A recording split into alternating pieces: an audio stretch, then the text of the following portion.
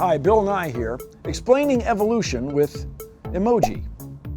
Take a look at this one. It's a molecule. Now, molecules just happen. Look at any asteroid. It's loaded with amino acids, a carbon and oxygen.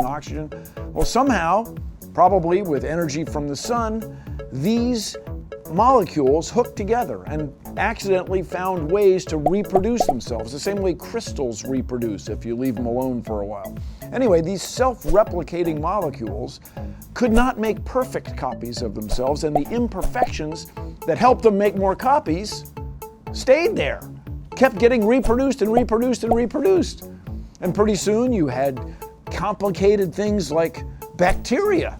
And then you got multiple bacteria becoming multiple multicellular organisms like poison ivy plants and barnacles and sea jellies and even my old boss.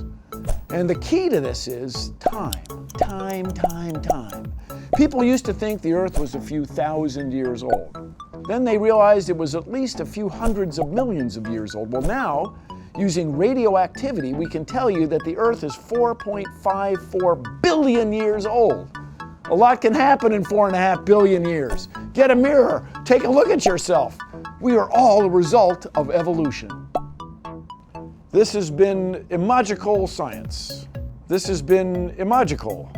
I mean, we used emojis to tell the story of science. Emojically. Scientific Emogenized. We emogenized it.